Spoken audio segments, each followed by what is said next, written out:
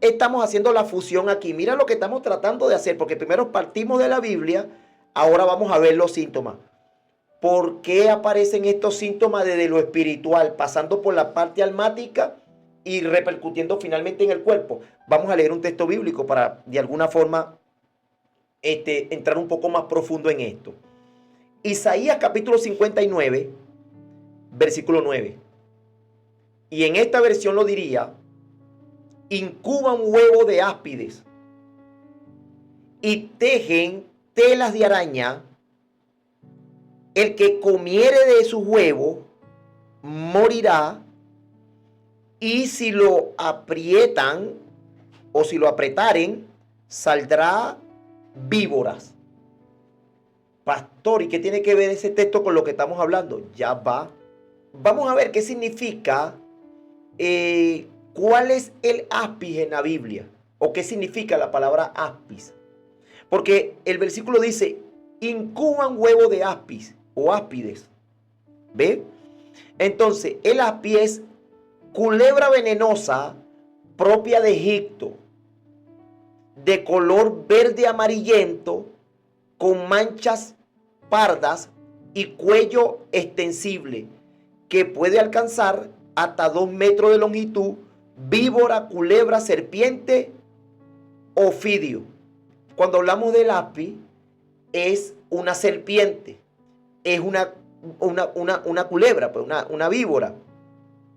Y el versículo de Isaías nos dice: incuban huevo de áspides y tejen tela de araña, y el que comiere de sus huevos, ¿verdad?, morirá.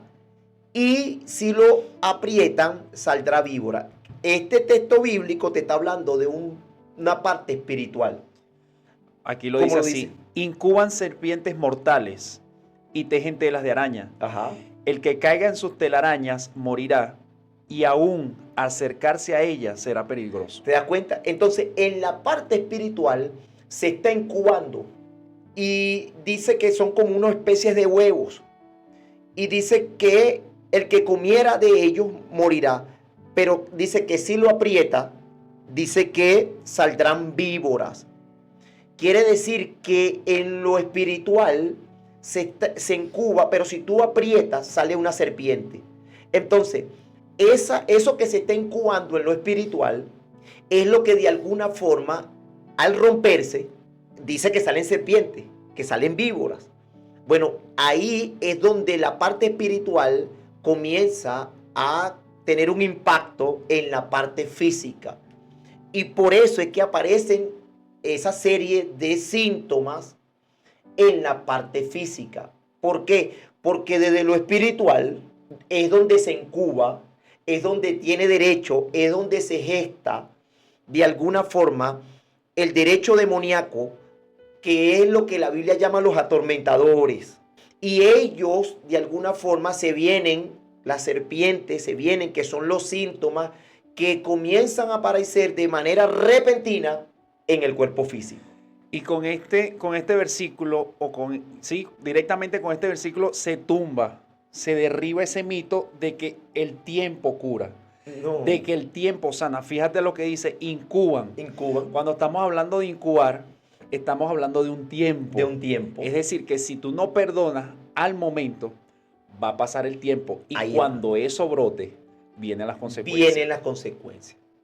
Fíjate todo ese tiempo que se está incubando eso allí, y es donde efectivamente la persona está pensando de que se va a curar, de que se le va a quitar de alguna forma el enojo, el dolor y todo ese tipo de cosas. Resulta que lo que van a aparecer muy pronto son los síntomas que de alguna forma determina que había un proceso de incubación, que de alguna forma se estaba tardando su tiempo. La falta de perdón es una puerta que abrimos al enemigo para que destruya nuestra vida espiritual, emocional y física. Entonces, el tema aquí de negarse a perdonar, por eso es que el Señor le estaba diciendo a Pedro: Pedro, es importante que el perdón, porque el perdón te va a dañar.